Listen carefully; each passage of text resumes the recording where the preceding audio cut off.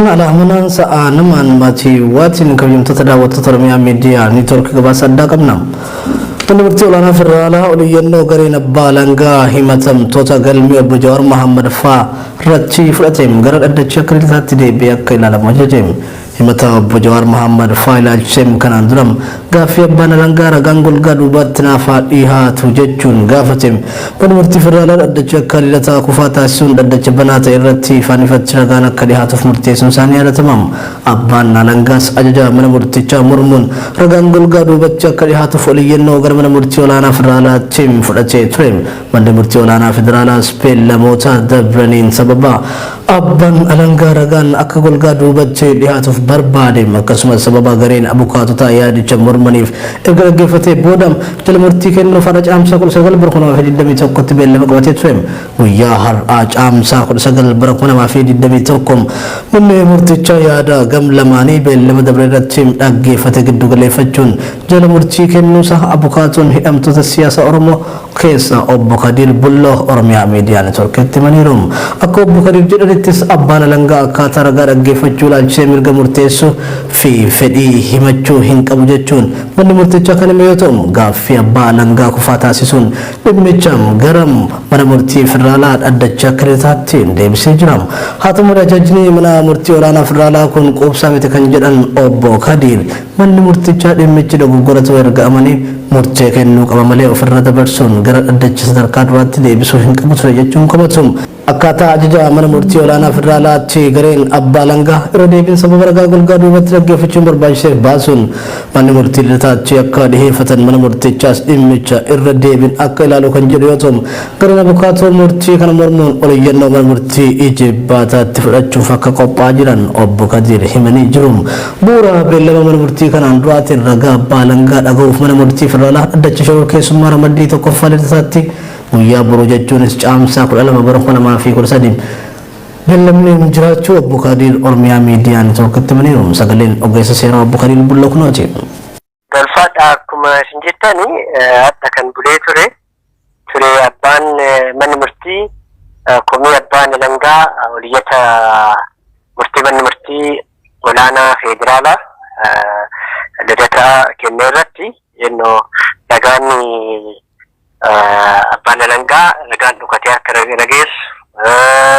dhaddachi cufatti akka laallamuu fi maqaan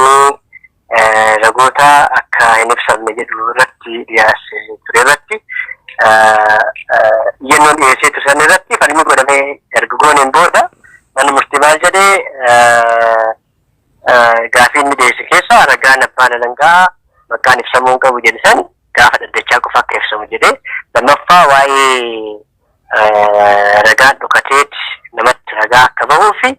dhaddachi cufatti akka laallamu jedhu san irratti sababa waan kana maaliif akka gaafate ifa godhee waan hin kenneefi kanaafuu manni murtii kufaa godhee ture kana irratti oliyyata gaafatanii oliyyatni kun falmii dhiyaatee erga salbaneen booda haadha manni murtii kennee jira murtiin kennes maali abbaan langaa dhimmi kun kan laaluu qabu yookaan ittisa yookaan protekshinii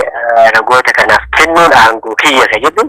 kun seeraan ala kun aangoo mana murtiiti manni murtii kana godhatee murtii kennuun aangoo mana murtiiti kanaafuu kun kufaa goonee jira haa ta'u malee abbaan langaa yennoo fi waliin maali sababa maaliitiif ragaa kamiif eegumsa godhu maal akka ta'e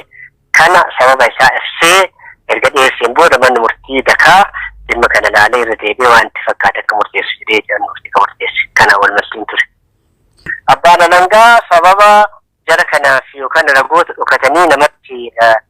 ragaa ba'an kana ilaalchiseeti sababa maaliitiifi eegumsa akkanaa jara kanaaf kennamuu gaafattee sababa isaa tarreessi dhiyeessii erga saniin booda inni gaafiin isaa yookaan sababni isaa kun falmitoota yookaan warri shakkamtoota ga'ee erga deebii isaanii kennanii falmiin irra godhameen booda gara lamaan wal falmisiise murtii kenniidhaadha maqaa jedhanii kenname. Egaa adeemsi deemnu akka seeraatitti kan jennu kun manni murtii sila akka hubannoo kennaatitti lakki abbaan alangaa anuma qofatu aangoo qaba jedhee erga jedhetti lakki aangoo keetii miti kan mana murtiiti jechuudha dhaabuu qabaa ture manni murtii sila malee ragaa kan kee fidiiti tarree isaa dhiyeessi ka jedhu kun xiqqoo seerumaa waan qaburatti fakkaatu kan haalli jiru akkaatuma seerraa jechuun nu dirqamni kenna qaawwa seeraa maraa xuruu keessa deemneet qulqulleessineet fixuu waan qabnu eegumsi godhuu waan qabnuufi dhaddachee ilaaluutu dhaddachee jibbaataatitti yennoo dhiyeessuuf amma sochii godhaa jiru jechaadha kana. Akkuma 2013 kana qabamee jira. Kabajamtoota fi daawwattoota Oromiyaa Miidiyaa Neetwoork gabaasni addaa oolmaa mana murtii irratti qabannee dhiyaanne kana fakkaata. Ani Muhammad Fantaalleetiin ogeessa kaameraa fi gulaallee suur-sagalee Abdii Jamaal Faana ture.